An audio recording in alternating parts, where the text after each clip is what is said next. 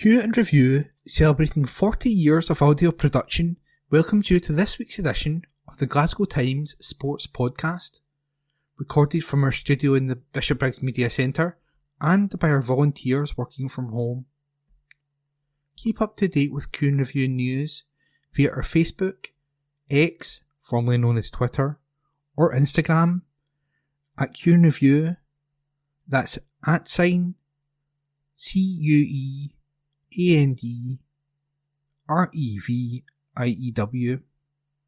or get in touch with us directly by emailing information@qandreview.com.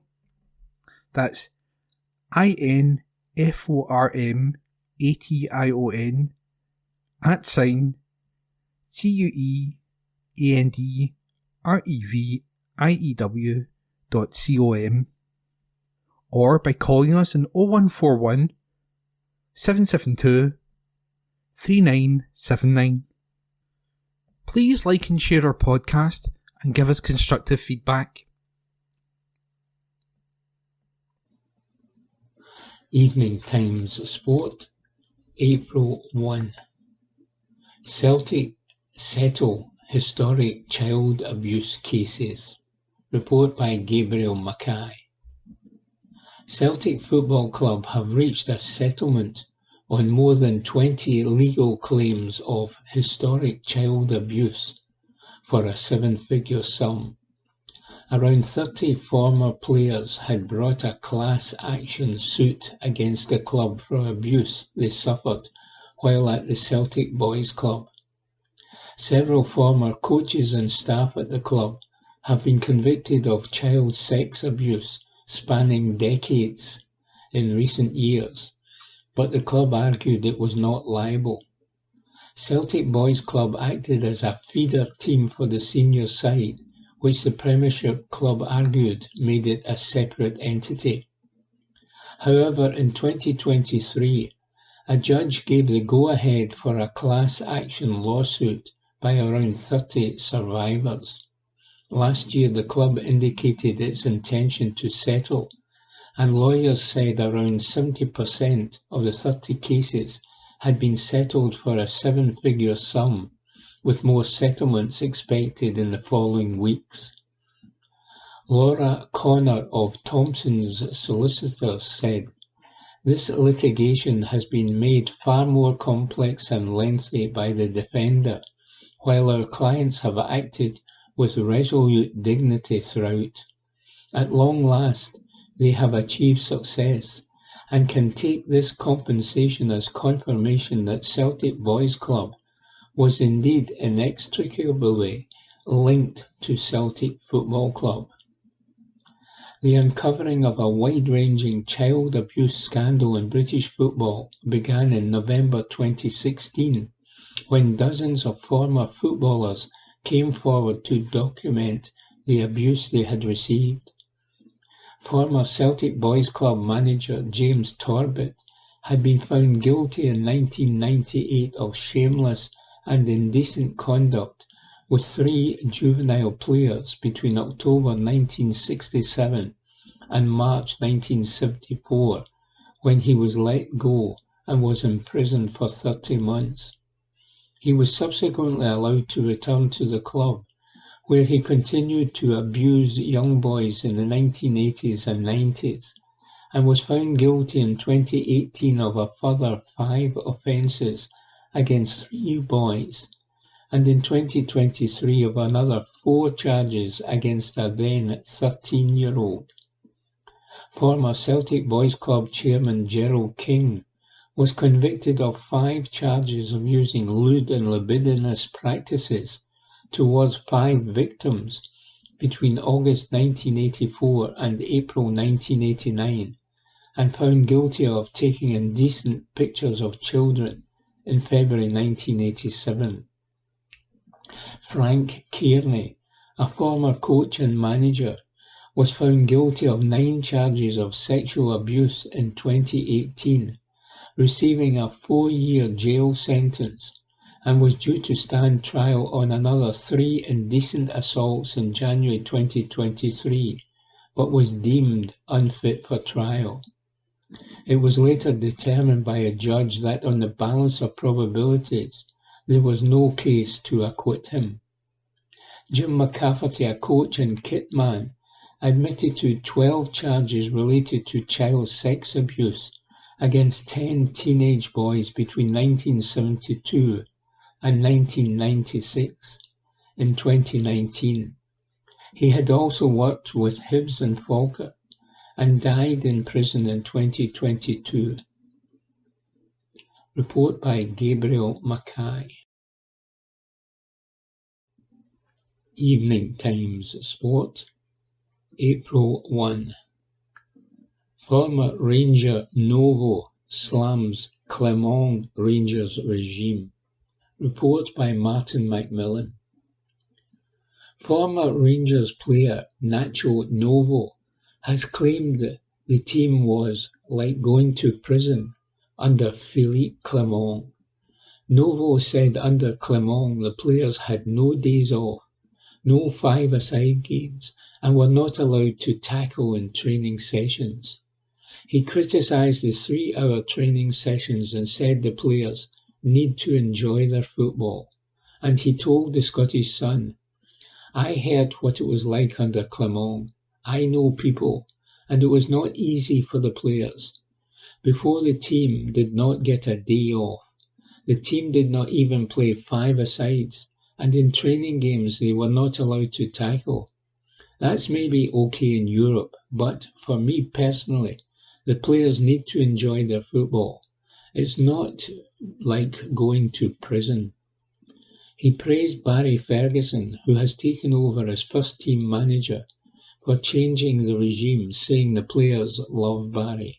And he continued, "Fergie changed everything about that, and you can see the results. Fergie has given them days off, a week off during the international break, to spend time with their families. That's very important." He expressed his support for Ferguson, suggesting he should be given an extended run as a manager, and continued, "Barry is not stupid. He has worked with very good top managers, so I'm 100% behind him. He was a good player, but he's proving now that he's a good manager. For me, the club should give him 1 year and see what happens. Why not? I'm not the owner of the club, but that's what I would do. We need to look after our own people." Report by Martin Macmillan. Evening Times Sport, April 1. There is a way to stage a women's Masters, but is there the will? Asks Nick Roger. According to a recent study, people who are obsessed by golf may be more intelligent. But more intelligent than what exactly? A woodlouse? I reckon even my own clubs think I'm a complete dunce, which is hardly surprising, given the extraordinary golfing stupidity that they've been forced to execute at my behest down the seasons. One of the great things about this bewildering game, of course, is that it continues to provide a welcoming sanctuary for such enthusiastic ineptitude. In fact, golf actively encourages us to keep thumping our heads off the brick wall of incompetence with promises that we can still improve, despite the vast accumulation of incriminating evidence that should render all hopes of any betterment utterly fanciful. So what do? Well, we fork out for lessons. We bolster our armoury with expensive new equipment, and we immerse ourselves in the pearls of wisdom and sage counsel of all sorts of coaching manuals, self-help guides, and technical tomes. Intelligent? We must be blooming idiots. But let's move swiftly along to people who have a natural flair for this wonderfully puzzling old pursuit. The Masters is looming on the horizon, But before the first men's major of the season swings into life, the good ladies of the unpaid scene, including Scottish talent Hannah Darling, will take centre stage in this week's Augusta National Women's Amateur. It's 6 years now since the ANWA, everybody operates in acronyms these days, emerged on the scene to the kind of triumphant fanfare you would get if 100 orchestras simultaneously played the 20th century Fox flourish. We are all aware that nowhere in the world of golf does sugary coatings and syrupy self-aggrandizing quite like Augusta National. By the time that inaugural ANWA had finished, the levels of cooing, saccharine reverence, and honeyed veneration should have been accompanied by a warning from the Food Standards Agency about the excessive consumption of sweet things. At this hitherto bastion of all-male exclusivity, Augusta National did finally admit female members back in 2012, but almost at the point of a jabbing pitchfork. The creation of a showpiece occasion for women golfers was viewed as another progressive step.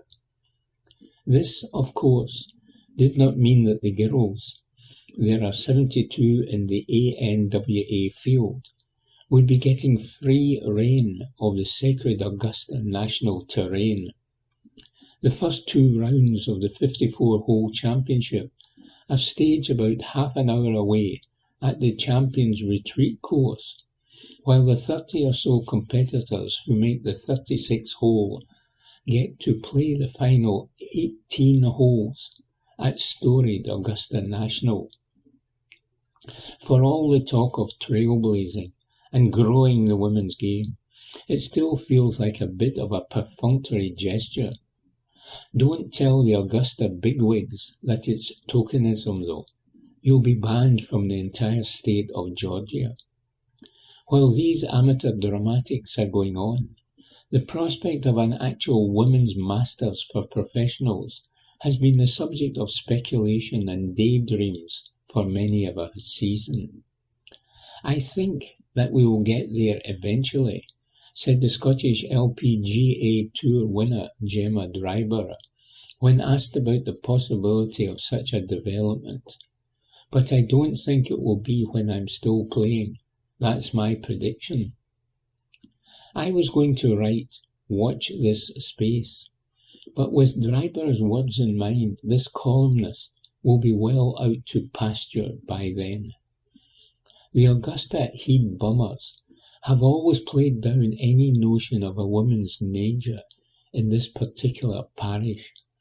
They protect their exclusivity and the course's air of mystique with a miser's care.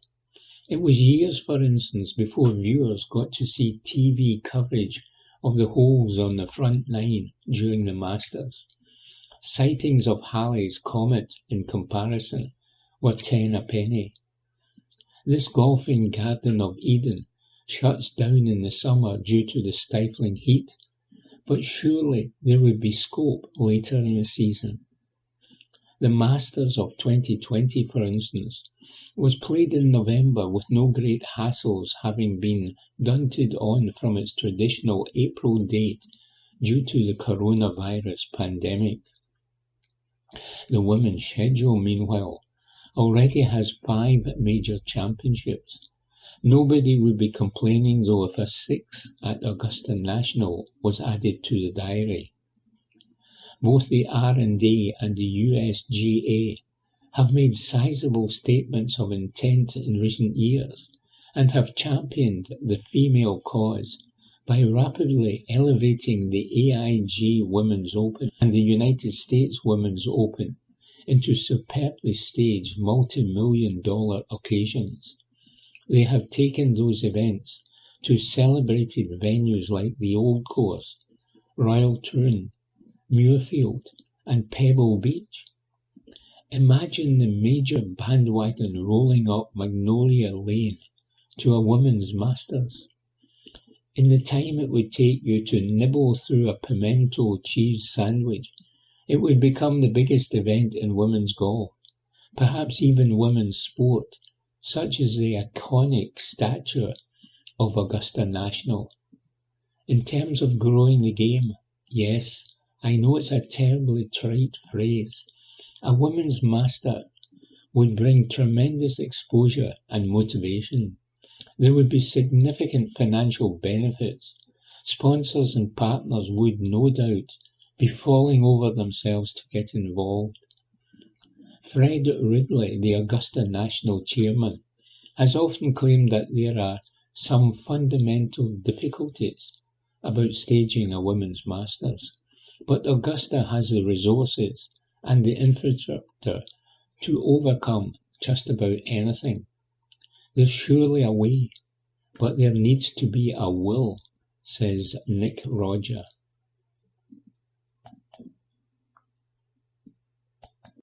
Evening Times Sport, April 1. Police end Cherney probe after water incident. Report by Mark McDougall. Police Scotland has ended its investigation into Václav Cherney spraying water at Celtic fans during Rangers' 3-2 win over their Old Firm rivals. The incident happened late in the game after Hamza Igamani scored the winning goal at Celtic Park. It was the first match with away supporters back, and as Cherney ran to join his teammates celebrating in front of Rangers fans, he sprayed water at Celtic fans sitting near the dugout. Reports were made to officers following the game, but it has now been confirmed that no further action will be taken. Police Scotland say it has spoken to the club and issued advice on the matter, but nothing more will happen to the on-loan winger. A Police Scotland spokesperson said, "We received information, inquiries were carried out, and no criminality has been established. Officers have engaged with the club and advice was given." Report by Mark McDougall. Evening Times Sport, April 2. Lennon Miller told he'll get enough games at Celtic. Report by Josh McCafferty. Lennon Miller has been told he will get enough games at Celtic despite the presence of Callum McGregor. The Parkhead side were reportedly eyeing a late sweep for the teenage midfielder in the January transfer window, although he remains at Motherwell until at least the season's end. Miller has been a standout since breaking through at Fir Park. Still just 18, he has been widely linked with several moves away from Lanarkshire. Brendan Rodgers' men are said to be keeping tabs on Miller ahead of the summer transfer window, although Ross McCormack believes any move to Glasgow's East End hangs on what other clubs may be interested. It's going to depend on what offers are on the table, he said. I don't see why not. I believe that if McGregor is not ready to go, I believe Lennon Miller could get in one of the other two places in midfield, so he will get enough games at Celtic. I don't really see him as a sitting number 6. Miller has made 32 appearances for Motherwell this season and captained the side on several occasions. It remains to be seen where his long-term future lies. Celtic's interest in the Scotland international is well documented, although the Parkhead club are recently said to have had a formal offer for Levant midfielder Georgi Kochorashvili rebuked. The Georgia international has instead agreed to join Sporting this summer for £5 million, with Rodgers missing out on the services of the 25-year-old. Report by Josh McCafferty. Evening Times Sport, April 2. Saying Goodbye to Scottish Rugby. Report by Martin Hannon. Just a few random thoughts this week, and if regular readers detect an elegiac note in my scribblings today, then that's perceptive of you. Two fine performances by Edinburgh Rugby and Glasgow Warriors at the weekend give me hope for a good end for Scotland's pair in the United Rugby Championship season, necessary if we are to see a sizable Scottish contingent in the British and the Irish Lions squad.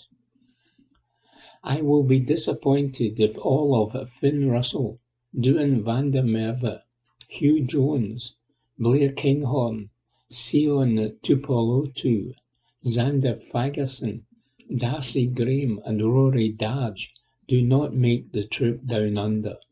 They have been outstanding over the season and deserve selection. Scotland must continue to improve under Gregor Townsend, and yes, keep playing their entertaining, expansive game. Hang the results, guys. Just go out and play like warrior poets, and the wins will come. Our women's national squad are also improving, and victories in the Guinness Six Nations over Italy and Ireland, added to that exciting win over Wales, will see them earn third place. France and England being just too good at the moment. Good luck to all our men and women professionals, and please stay uninjured and enjoy as long careers as you can in this our glorious game. The club scene in Scotland is like the curate's egg that's only been half boiled. The good things are rising to the surface, and while there's still no proper replacement for the Super Six, that will surely happen when our best clubs below the professional elite get their act together. I really do hope the Scottish Rugby Union can find a way forward. I still don't think it is right that the governing body controls our two fully professional clubs, but no one is stepping up to do that job, so until someone does, Murrayfield will retain ownership with all that entails. Shame. World Rugby really must get its act together, not least in tackling the continuing problem of head assaults.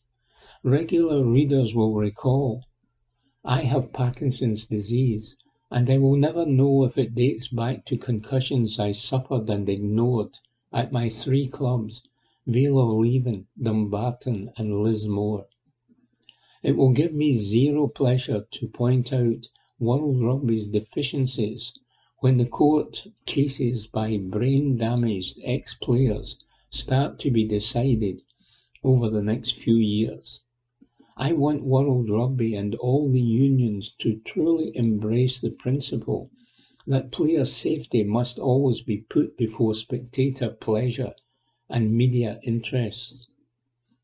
I have always tried to support the community club level in our sport, and today I am taking up the final cudgels in support of Loch Lomond Rugby Football Club, who were formed in 1996 from Dumbarton and Vale of Leven, and it's in the Vale near my old home in Bon Hill that something is decidedly wrong. The Loch Lomond clubhouse is in need of renewal, and the money is there to do the work. It was given 9 years ago by Barrett Homes when they built a nice wee estate near the club's pitches. Barrett made it fundamentally clear that the £40,000 they lodged with Western Vassonshire Council was to be given to the club when they needed it for improvements. But as club president Ian Norrie has made clear on Facebook, the council is playing Jack the Lad with the cash and refusing to release it despite the club jumping through every hoop set by the council. The crazy thing is that nearly £33,000 of council taxpayers' money is going to the club from a special cost of living fund, So the council accepts the club is worthy of support. So what's the hold up with the Barrett money? The club needs to complete its refurb. I asked Wisp and Bartonshire Council, and their reply was that they had asked the club for documentation that confirms the money will be spent for the purpose it was provided. What absolute tosh, claptrap and balderdash. Put it this way, if the council does not pay up by, say, the end of the month, I may have to return to my old job of investigating duff councils. By now you may have twigged what I am doing. The fact is that I have reached pensionable age, and it's time to retire from writing about our sport. I'm the lucky guy who turned his hobbies into a job more than 30 years ago, and somehow I have survived largely unscathed to now. But this is my final column today. Due to health reasons, I have other challenges to face, and it's time to unplug the laptop. I don't believe in long goodbyes, so I'll just say thanks to my colleagues at various sports desks over the years, and a big thanks to my many friends in rugby. Thanks to you for reading this. I wish all of you all the best for the future. So now it's Hannah, exit stage left, to the strains of My Way by Old Blue Eyes. Francis Albert Sinatra said it best, says Martin Hannon in his last column.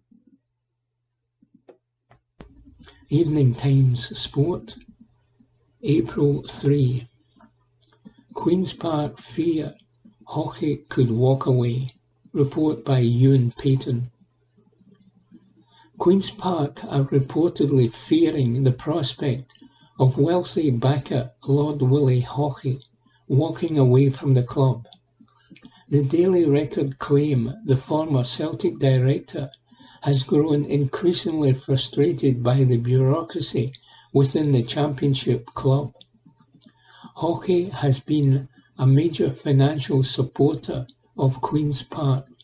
His investment allowed them to turn fully professional in 2020, which sparked the Spiders' rise up the SPFL from League One to the second tier, where they have pushed for promotion to the Scottish Premiership. He also funded the refurbishment of Lesser Hampden, now known as the City Stadium, and ploughed in money to their training ground at Lochlinch. The report states that even if Hockey were to leave, he would not pull his funding immediately. However, it would spell an end to the club's lucrative spending in the long term. Queen's Park face a fight to survive in the Championship this term, with Dunfermline, Hamilton and Airdrie all breathing down their neck. Airdrie thumped Queen's Park 5-0 at Hampden Park last night. Report by Ewan Payton. Evening Times Sport, April 3. No plans in place for title celebrations in Glasgow, reports Nicole Mitchell.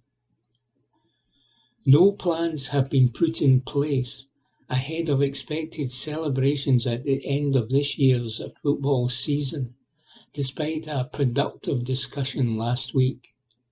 At a meeting at Hampden Park last Friday, MSP Kirkab Stewart brought together community councils for Merchant City, Trongate and Carlton, and representatives from Celtic, Rangers, the SPFL, Police Scotland and Glasgow City Council in a bid to avoid the disruption seen in previous years.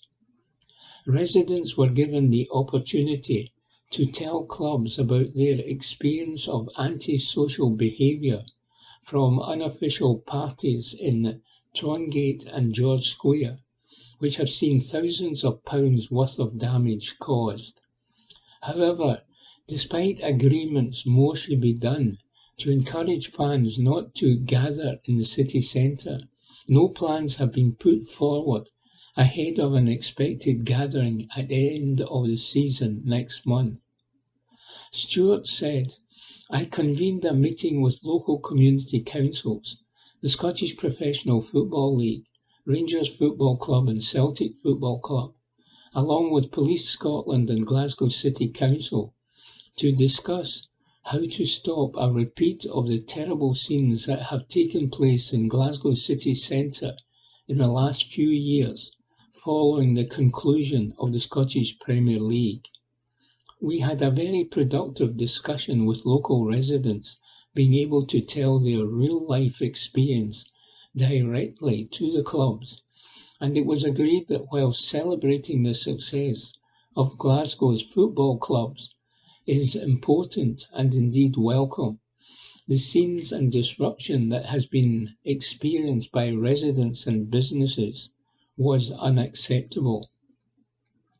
It is clear that putting a solution in place is complex, as there are a number of factors that have to be taken into consideration.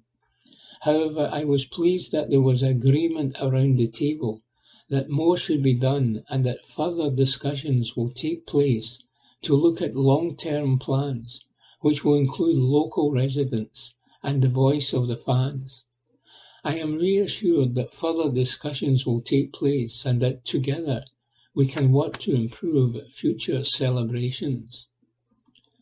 Merchant City and Trongate Community Council, MCTCC, and Carlton Community Council previously met with representatives of Celtic and Rangers fans organisations in August last year at another meeting organised by Stewart. A spokesperson for MCTCC said that while it was gratifying to hear declarations of good intent, it appears local residents and businesses will still be subject to the kind of disgraceful antisocial behaviour seen in previous years, and added, we applaud our MSP for taking the initiative to bring together such a powerful group. It was gratifying to hear declarations of good intent from all sides. Longer term, there are indications that a solution can be found, but we have so far seen no evidence to suggest local residents and businesses will not witness next month the kind of disgraceful and anti-social behaviour seen at the end of the past 2 league seasons. We appeal yet again for common sense and respect for people and property to prevail. MCTCC met representatives of Celtic and Rangers fans, again under his auspices last year. At that meeting, we said we wanted a plan to minimise problems this May and suggested a fan zone be set up if Celtic won the Premiership again. The whole of Glasgow, and indeed Scotland, should be proud of the tremendous achievements of Celtic and Rangers. Fans are quite right to celebrate success, but that should not get out of hand to the detriment of local residents and businesses. Tricia Fort, Chair of Carlton Community Council, agrees there should be some sort of celebration organised for fans, but not that it should lead to the mess seen in previous years. And she added, we are not happy that there is very likely to be a gathering at Glasgow Cross next month. We were told that Celtic and Rangers will be communicating with their supporters. I think or hope that it might be reduced from previous years, and to some extent that is due to the press publicising the cost of clean-up at Glasgow Cross. However, we are still caught in the contradiction that this is not an event, so Police Scotland and Glasgow City Council cannot prepare for it, but they know it's happening, so they have contingencies in place. I hope that Police Scotland will have intelligence out there and intervene earlier, as soon as there is illegal behaviour. Evening Times Sport, April 3. Scottish Cup magic fades for Queen's Park. Report by Robbie Hanratty. Queen's Park's Scottish Cup victory at Ibrox stands as one of the competition's most memorable upsets in recent years. But what has occurred since has been a far cry from that historic day. The triumphant scenes as the Spiders conquered Rangers' fortress will forever be etched in the memories of their supporters and referenced in the competition's history books for generations to come. The remarkable fifth-round result represented a pinnacle for the Glasgow club, with players and fans alike celebrating what seemed to be a transformative moment. The win appeared to signal a bright future for Queen's Park under experienced manager Callum Davidson, with expectations of building upon this foundation of success. However, the stark reality that has followed could hardly provide a more dramatic contrast. Since that memorable afternoon on February 9, Queen's Park form has deteriorated at an alarming rate, culminating in a humiliating 5-0 home beat to bottom-placed Airdrie yesterday, just a matter of days after the Spiders were thrashed by the same scoreline in the SPFL Trust Trophy final against Livingston. Davidson was sacked on March 15, yet Queen's Park Chiefs have still to make a permanent appointment. This latest loss to Airdrie takes their tally to 7 defeats in a row across all competitions, and just 1 win from their 10 matches since eliminating Rangers from the Scottish Cup. Airdrie, themselves struggling at the foot of the Scottish Championship table with just 5 previous league victories all season, dominated proceedings from start to finish. Doubles from Mason Hancock and Rico Diak put the visitors well into the ascendancy before the hour mark.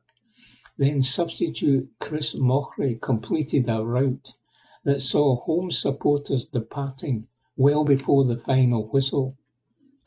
This disastrous run of form has seen Queen's Park slide perilously close to the relegation play-off position, with the gap narrowing to just 4 points, while Airdrie's win puts them 9 points away from the Spiders. The situation appears particularly precarious given the club's upcoming fixture list, which includes matches against 3 teams currently in the top 6. This critical stretch of games will likely determine whether Queen's Park can arrest their slide and preserve their status within the second tier, says Robbie Hanratty. Evening Times Sport, April 3. Rangers Europa League rivals handed major injury boost. Report by Mark Walker. Atletico Bilbao have been handed a huge boost for their Europa League quarter-final tie with Rangers, after top scorer Oyan Sanset was declared fit for Ibrox. Rangers host the Spanish side at home next week in the last 8 first leg showdown before travelling to Spain for the return game. Athletic have a big game on Sunday against Villarreal, where a win would almost certainly guarantee them a Champions League place next season by finishing in the top 4. Their top scorer with 14 goals this season is Sanset, but he's been missing since February with an ankle injury. Prior to his injury, he had netted 6 goals in his last 4 games. But he has returned to full training and is in their squad for their match on Sunday against Villarreal. It is the latest boost for the Basque side, who also have key man Dani Vivian fit for the game, with the Spanish international defender out since they beat Roma in the last round of the Europa League. and Sunset has been missing for 5 matches, but is set to return of that massive game against Barry Ferguson's side. Report by Mark Walker. Evening Times Sport, April 3. Scotland set to co-host Women's World Cup. The United Kingdom looks almost certain to host the 2035 Women's World Cup after FIFA President Gianni Infantino described its interest as the one valid bid for those finals. The football associations of England, Northern Ireland, Scotland and Wales announced last month they would submit a joint expression of interest in hosting the finals in 10 years' time. The deadline for initial expression of interest passed on Monday, and although Spain's Federation President Rafael Luzán last week announced his country's intention to bid alongside Portugal and Morocco, Infantino indicated the UK bid was the only one being considered. We received one bid for 2031 and one valid bid I should add, for 2035. He said at the UEFA Congress in Belgrade. The 2035 bid is from Europe, from the home nations. The UK bid will now go unopposed to FIFA Congress in the second quarter of next year, where it could be voted through by acclamation, as the Saudi Arabian bid for the 2034 Men's World Cup was last December. The UK bid will still be subject to the usual FIFA checks, such as an evaluation report. Infantino confirmed the United States were the sole bidders for 2031, potentially alongside other nations from the CONCACAF Federation, which covers North and Central America and the Caribbean. Infantino added, "The path is there for the Women's World Cup to be taking place in 2031 and 2035, with some great countries to boost even more the women's football movement." Mark Bullingham, the chief executive of the English FA, said, "We are honoured to be the sole bidder for the FIFA Women's World Cup 2035. Hosting the first FIFA World Cup since 1966 with our home nation partners will be very special. The hard work starts now to put together the best possible bid by the end of the year." Prime Minister Keir Starmer has already given his backing to the bid, adding that a World Cup in the UK would be a monumental moment. He said, "Football is and always will be at the core of our country's identity. Whether we watch on TV, play at the weekends like I do, or simply enjoy soaking up the atmosphere in the pub, it brings communities together like little else." That pride was on full display when England hosted UEFA Women's Euro 2022. It not only showed the best of our nation to the world, but inspired a generation of girls into the game, all whilst boosting the economy. The FIFA Women's World Cup 2035 on home turf would be another monumental moment in our sporting history, driving growth and leaving a lasting legacy. The FA's intention to bid has my government's full support. Report by Press Association. Evening Times Sport, April 3.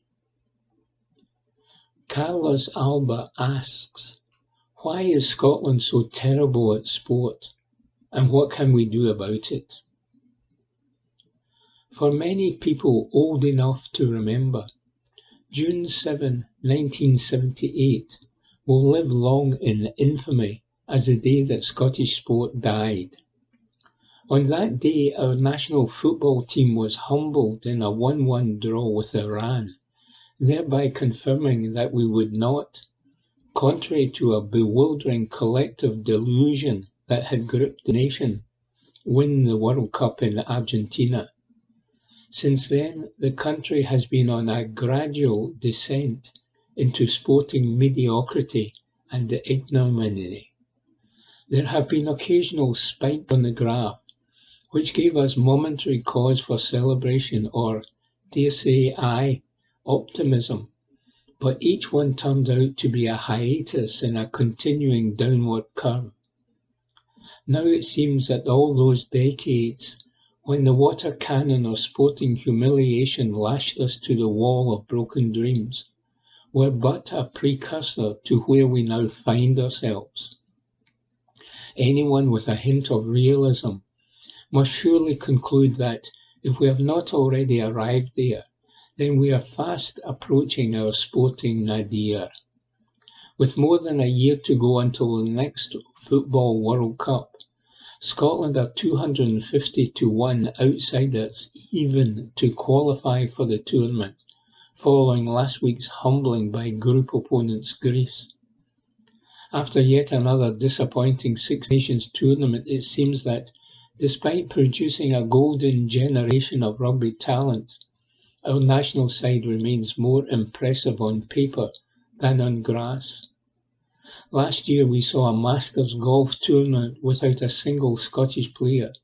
This year there is one, as it stands, Robert McIntyre. Following Andy Murray's retirement, there has been a dearth of tennis talent, and only in the past week have we seen a Scottish player break into the world's top 100. This week saw the publication of a list of the best players to have graced the Premier League, and it contained not a single Scot. The list of excuses for Scottish sporting ineptitude is as long as the list of our sporting failures. We are a small country, cry the apologists. We are unlucky. We prefer our sporting heroes to be flawed geniuses rather than world beaters. We may not be winners, but we punch above our weight in multiple sports. Even the Scottish weather has been blamed.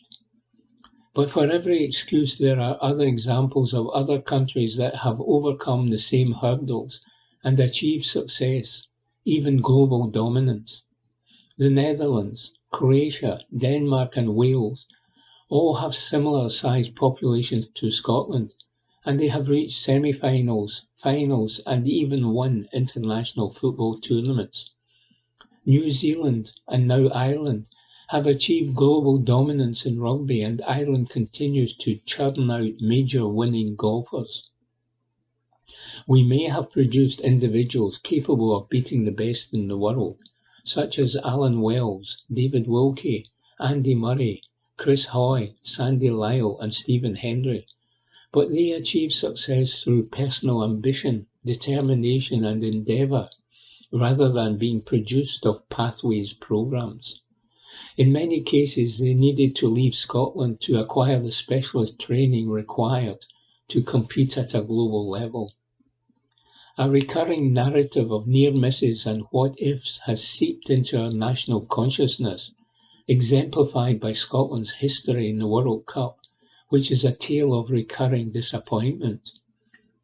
Reducing the nation's sporting narrative to a simple lack of resources would be to oversimplify a complex and intractable issue. The nation grapples with challenges extending beyond finances, encompassing population demographics and a potential over-reliance on a select few sports. The quality of grassroots coaching and the availability of accessible high-quality facilities are crucial factors in nurturing sporting talent from an early age. While there have been recent efforts to address these areas, such as the Scottish FA's focus on youth development, consistent and sustained investment in grassroots infrastructure is essential to foster a vibrant and competitive sporting culture. For most young boys and girls, football coaching at local clubs is done by parents who give up their time on evenings and weekends to volunteer. I remember helping to coach my son's age group, and all the dads were required to acquire SFA coaching badges. The courses emphasised teaching, technical skills to the youngsters from an early age, which we did, but at weekends they were pitched into competitive games where the focus was all on winning. The natural tendency for 8 and 9-year-olds playing on a full-size pitch that is often muddy or frozen is to hoof the ball up the park when it lands at their feet. None of the players wanted to risk giving the ball away while trying to do a Zidane turn in their half, and neither did the coaches, and so all the skills training went out the window. Countries which take the development of young talent seriously, like Spain, Holland and France, start youngsters on small pitches and with small, heavy balls, where the focus is on repetitive practice to hone their skills. They are not allowed to take part in competitive matches until they are in their teens. Scotland's overemphasis on winning at all costs stifles creativity and individual flair in young athletes. The decline of street football, once a breeding ground for raw talent and improvisation, has impacted the development of natural footballing skills. It is also true that Scotland's harsh climate, particularly during the long winter months, limits opportunities for outdoor training and potentially impacts the development of specific skills. Even more reason why there should be greater investment in indoor facilities to ensure year-round training opportunities, particularly in sports where weather plays a significant role. Admitting that Scotland is failing to achieve its potential in sport is not defeatist, just a recognition of the reality. If we want to be taken seriously as a sporting nation and to achieve some measure of success in international competition, aside from the once-in-a-generation heroes whose legacies die with them, then we need a national plan and the funding to implement it. If not, we will continue to be known as the nearly people, says Carlos Alba. Evening Times Sport, April 4. Clyde confront new Douglas Park exit rumours. Report by Robbie Hanratty.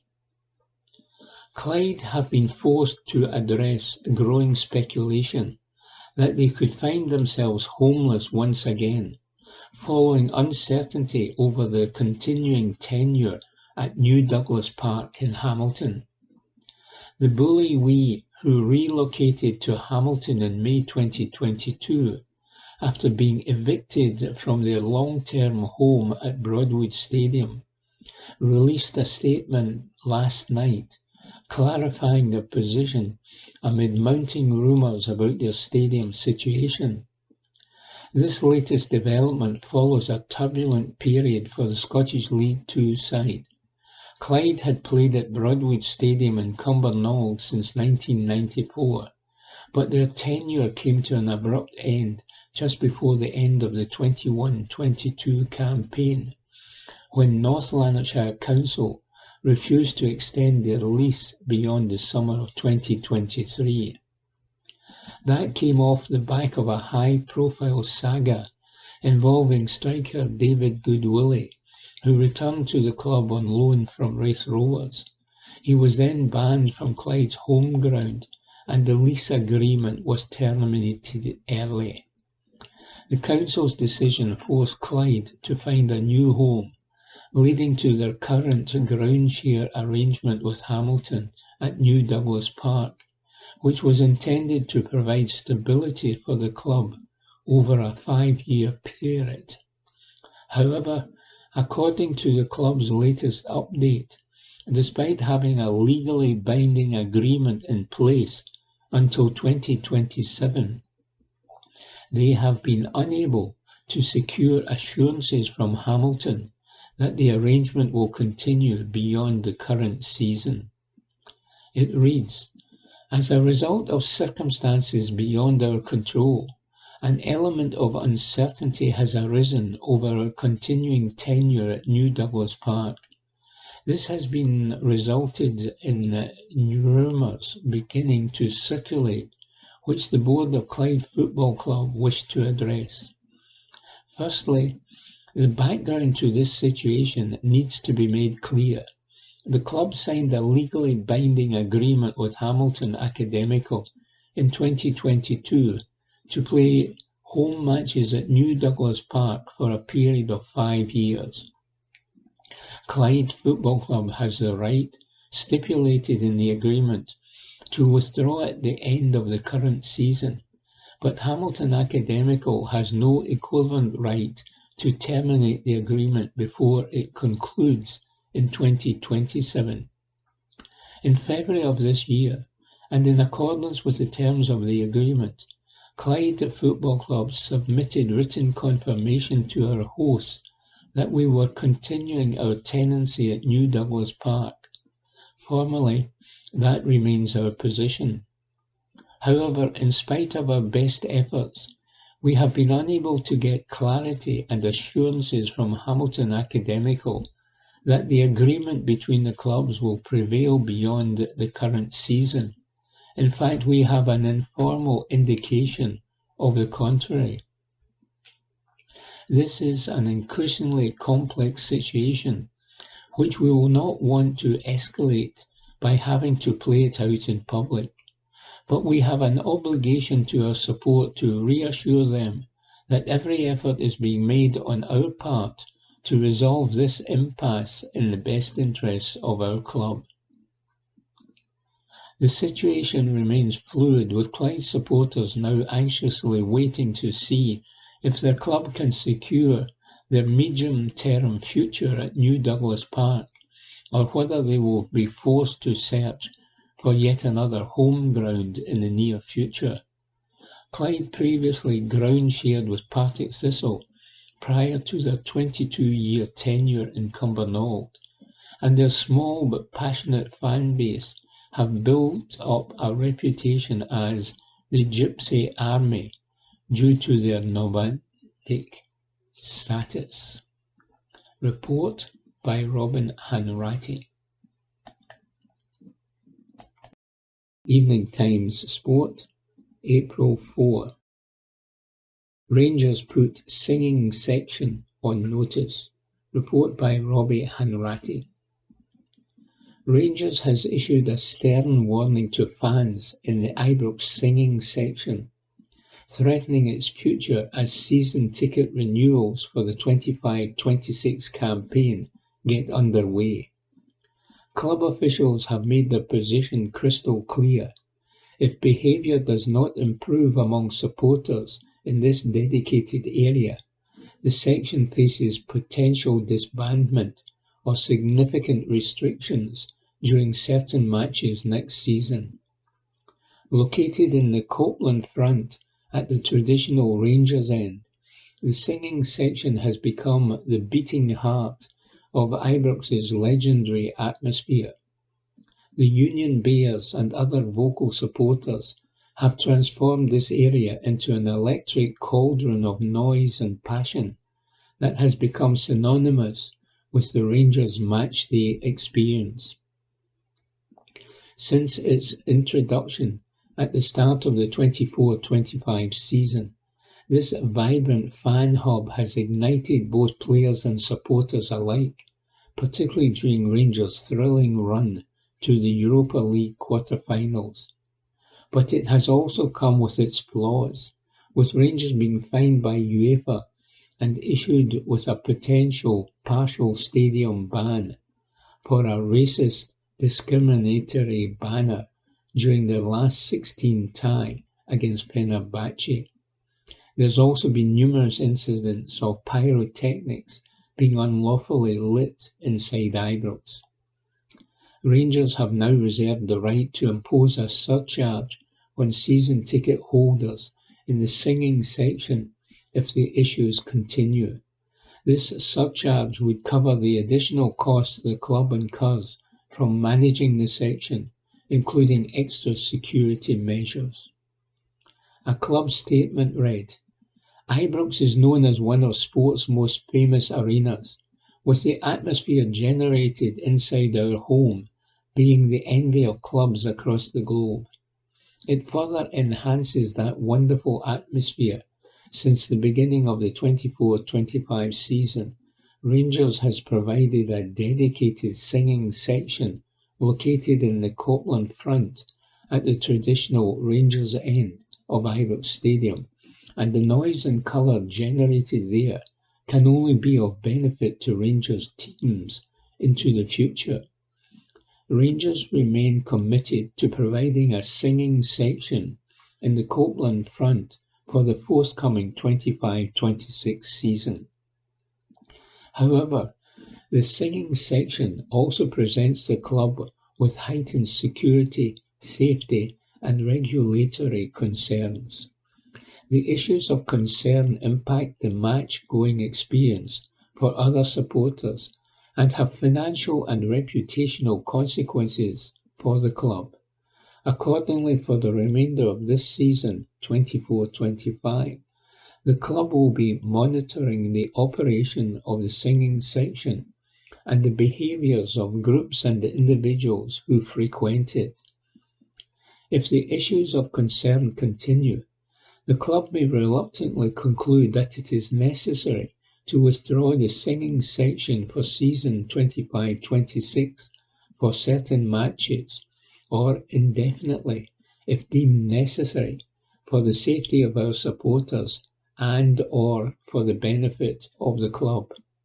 Should this occur, Rangers will be in touch with affected season ticket holders to communicate what, if any, further action will be taken in accordance with Section 8 of its season ticket terms and conditions.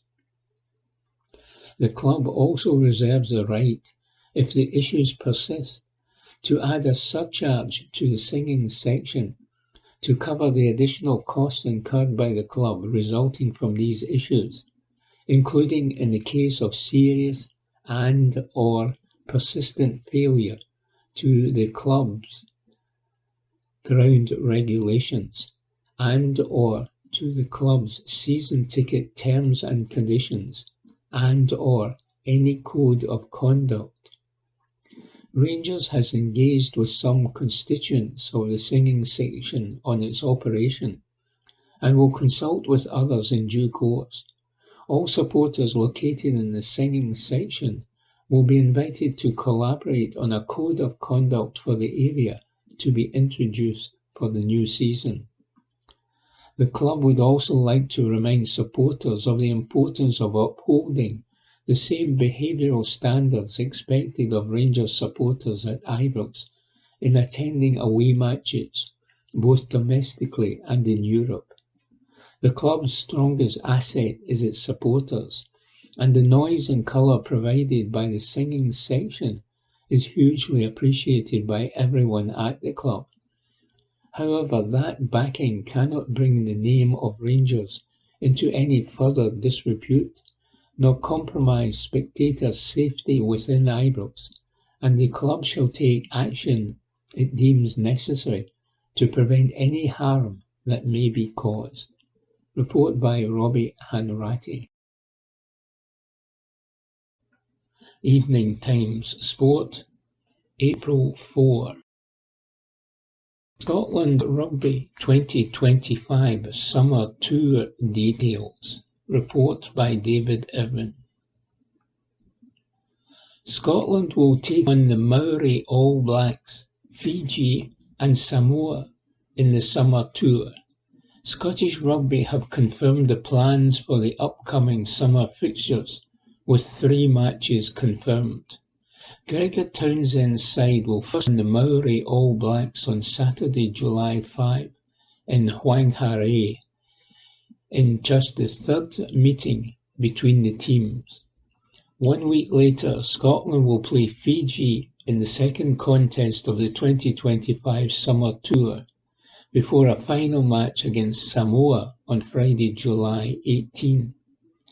Head coach Townsend commented, "It's the first time since 2000 that we have been to New Zealand.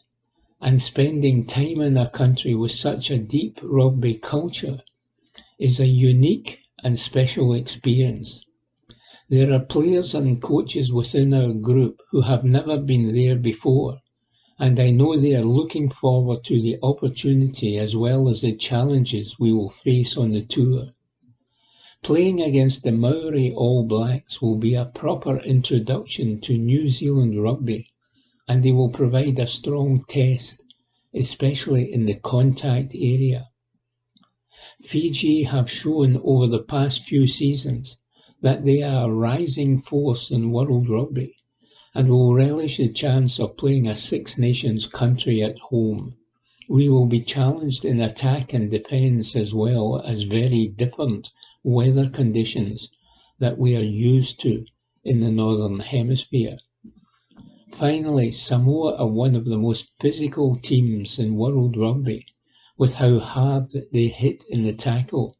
They were very competitive at the World Cup in 2023 and secured an impressive win over Italy last summer. Playing at Eden Park is a wonderful opportunity for both teams, and it will be a great setting to end our tour of the South Pacific.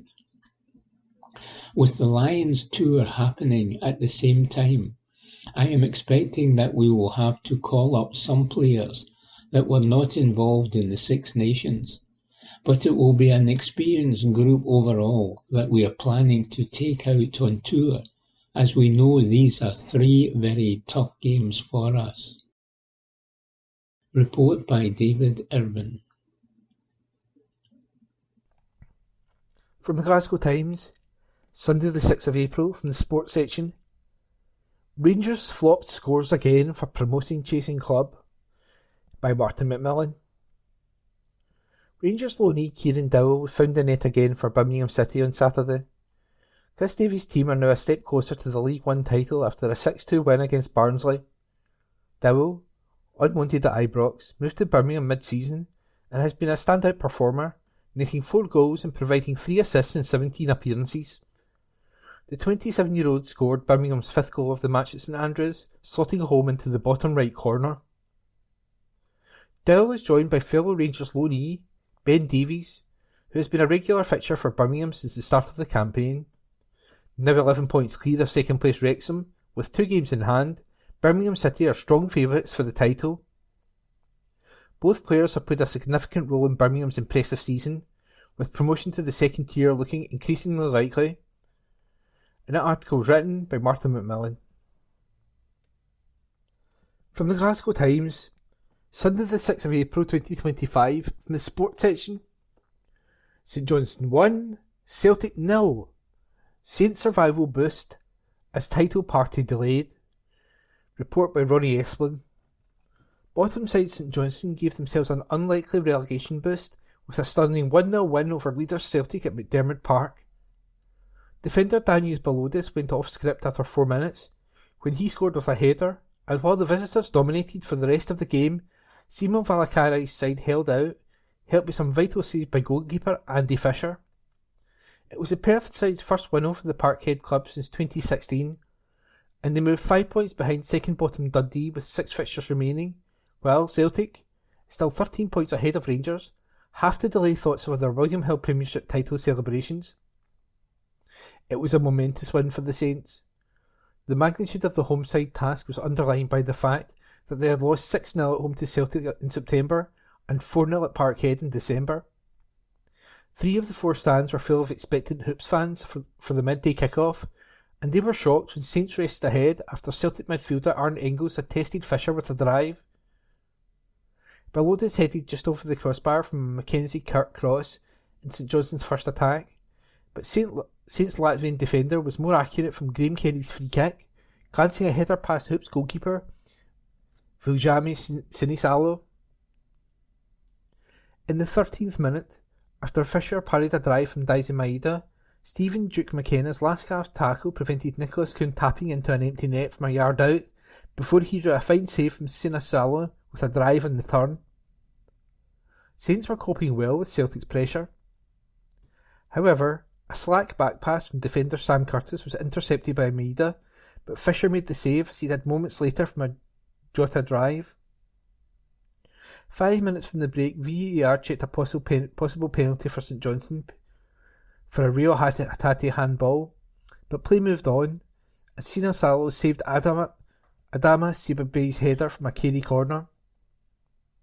Yang Hung Jun and Greg Taylor replaced Kung and Jeffrey Schlupp for the start of the second half, but there was no instant improvement. Indeed, Sibabe did well to escape the attention of Celtic defender Cameron Carter-Vickers, only to drag his shot wide. Celtic continued to dominate the ball, and in the 55th minute from an Engels corner, Hatate crashed a shot against a post, while at the other end, Duke McKenna's effort from a distance flew just wide. After Hatate drove high over the bar from 12 yards that had been set up by Jota, Adam Ida replaced Maeda. Amid relentless Celtic pressure, Valakari made a quadruple substitution, with Taylor Stephen, Sven Sprangler, Nicky Clark and Benjamin Pioka on for injured Derry Wright and Sidibe, Carey and Kirk. Kimi Pioka had a couple of chances in quick succession inside the Celtic penalty area in a rare Saints attack, but could not get his shot away. At the other end, Luke McGowan, on for Engels, fired wide from 16 yards in the 79th minute before fellow Parkhead substitute James Forrest hit Fisher from close range and then from distance. Fisher then blocked a McCowan chip into the first minute of 5 added on, as St Johnstone kept their survival hopes alive. An article was written by Ronnie Esplin and read by Ian McKenna. Evening Times Sport, April 7. Scotland regain World Curling title. Report by Martin McMillan. Scotland have won the men's title at the World Curling Championships with a 5-4 victory over Switzerland. Skip Bruce Mowat claimed a single in the final end as his rink regained the title they won in 2023. Mowat, Grant Hardy, Bobby Lammy and Hammy McMillan also won Olympic silver in Beijing in 2022. Switzerland, skipped by Yannick Swala, took a single on the first end of a tight battle in Moose Jaw, Saskatchewan. It remained that way until the fifth end when Mowat, with the crucial final stone, knocked out two Swiss stones to claim a double. Switzerland responded with a double of their own in the sixth end, Mowat bumping a Swiss stone out of the zone in the seventh to give Scotland a 4-3 advantage. Swallow levelled the score with a single in the eighth end after Scotland had 5 stones in the house, but he handed Mowat the final stone and he was able to blank the ninth to retain the advantage in the final end. Faced with 2 scoring stones, Swallow found the house with his final attempt to leave Switzerland lying one, but Mowat drew to the middle of the scoring zone with his final stone to spark Scottish celebrations. Scotland had beaten defending champions 8-7 in the quarter-finals before booking their place in the final with a 7-4 win over hosts Canada. Report by Martin McMillan. Evening Times Sport, April 7. Rodgers refuses to criticise Celtic captain McGregor. Report by Martin McMillan. Celtic manager Brendan Rodgers refused to criticise captain Callum McGregor after their loss to St Johnstone. The Parkhead side was defeated by a 4th-minute header from Daniel Balodis, marking their second loss in 3 games. This brought their drop points for 2025 to 14.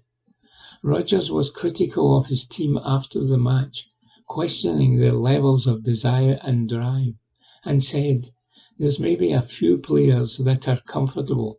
When you're comfortable, you become a bit timid, and you lose duels, and you lose the fight. and you can never be that if you want to be a top player.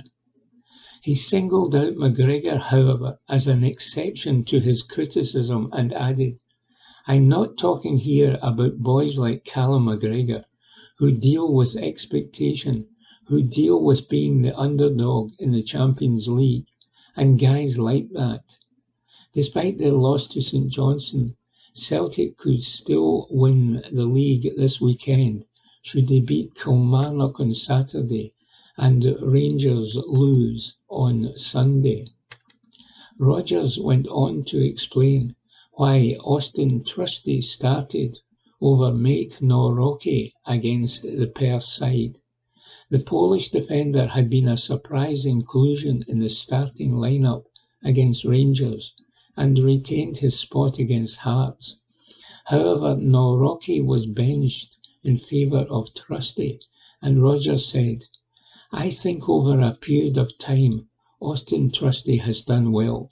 He obviously was not fit enough to play in the second game against Hearts. I think it's a big credit to Make because he hasn't played in a long time leading into the Rangers game. So it shows you his professionalism that he came into that game and against Hearts. He didn't put a foot wrong. But I prefer to have a left-sided player on that side of the pitch." Report by Martin McMillan. Evening Times Sport, April 7. Dunfermline and Neil Lennon seek SFA talks. Report by Josh McCafferty. Neil Lennon has slammed the level of officiating in the Scottish Championship after his Dunfermline side were beaten by Hamilton. The former Celtic manager took charge of the East End Park side and in his first game at the helm lost 3-0 to Scott Brown's Ayr United. Lennon then got his maiden victory last midweek against Livingston, although his side faltered in a relegation six-pointer against Hamilton on Saturday.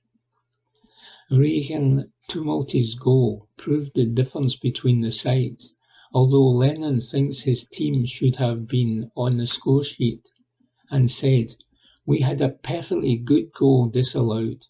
Lewis has got a touch there first. He's beaten the goalkeeper to the ball, from what we can see on the camera.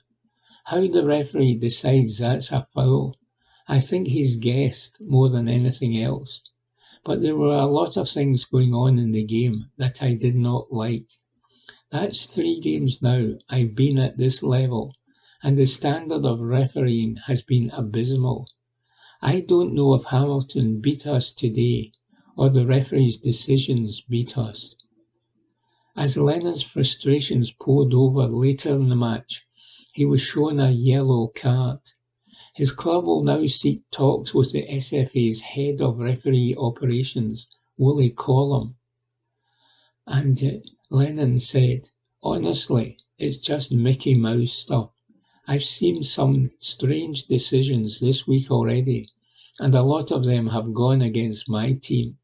So we are going to talk to SFA Head of Referee Operations Column about it. We have to. It's not good enough." Dunfermline now sit 9th in the second tier, 2 points away from third bottom Hamilton after this defeat. They face Queen's Park at the weekend in the first of their final 4 games of the season. Report by Josh McCafferty. Evening Times Sport, April 7. Scotland's Lewis Ferguson could be interested in Napoli move. Report by Mark Walker. Lewis Ferguson's agent has revealed he could be interested in a big money move from Bologna to Napoli. Bologna host title-chasing Napoli last night in a game where Scotland international midfielders Ferguson, Scott McTominay and Billy Gilmour could clash. Ferguson has been strongly linked with a summer move to join up with McTominay and Gilmour in Naples after returning impressively from his serious knee injury. And his agent Bill McMurdo, in an interview on Italian TV, has admitted the former Aberdeen star could leave this summer. He said, "I don't know if Napoli are interested in him, but he would be interested in playing for Napoli. But that's nothing different from what would be true for any footballer in the world, because Napoli is a great club with a great history, and any player would like to play for Napoli. There has been contact in the past with Napoli, but it doesn't date back to just last year. Lewis loves Italy and is very happy there, so much so that he does not imagine a future anywhere other than Italy. He wants to spend his summer holidays in Italy too, so his future is in Italy. Whether he will be at Napoli, Inter Milan, Juventus, or even Bologna, where he is very happy, we don't know yet. However, if he were to move for a big club, it would be an Italian big club. He is very happy with the relationship he has established with the Bologna manager Vincenzo Italiano. He is a professional. He has established a good relationship with every coach. But the relationship with his previous manager, Motta, was very close, and building a good relationship with Italiano right away was not a given. I believe that Italiano is a top manager. It is true that the coach has a fundamental role in the growth of a player, but other things are also important, such as the city where you will live, the ambitions of the club, so there are many evaluations that will be made on his next choice. Report by Mark Walker. Evening Times Sport, April 7. Union Bears announce street party before Rangers Europa League tie. Report by David Irvin. The Union Bears have announced plans for a Copeland Stairs street party ahead of the Europa League match against Atletico Bilbao. The Rangers fan group shared a video on social media urging supporters to bring the noise and colour ahead of the fixture. Rangers first host Atletico Bilbao in the quarter-final first leg at Ibrox on Thursday, before the return leg in Spain the following week. Now it appears the Union Bears will lead a street party ahead of the match, with a 6:30 p.m. time confirmed in the social media post. The update on the Union Bears account read, Copeland Stairs, 10:04, 18:30. Bring the noise and colour. A banner shown inside Ibrox at the end of the clip read, Copeland Stairs Street Party, 10:04. An earlier update invited supporters to gather at the Three Cheers pub from 3 p.m. It stated, pre-match information for next Thursday. We also invite those with ID to Three Cheers pub from 3 p.m. The Union Bears previously led a march to the stadium ahead of the Europa League tie against Fenerbahce last month. The group gathered at Cessnock subway station at 6:30 p.m. on March 13, before Rangers won on penalties. Images from the march showed Union Bears flags with hundreds of supporters joining the procession to the stadium behind a Glasgow Rangers branded banner. Flares and fireworks were set off as part of the march to the stadium. Report by David Irvin. That concludes this week's edition of the Glasgow Times Sports podcast. Please remember to subscribe to our channels, @Q and Review, and to tell your friends about our service.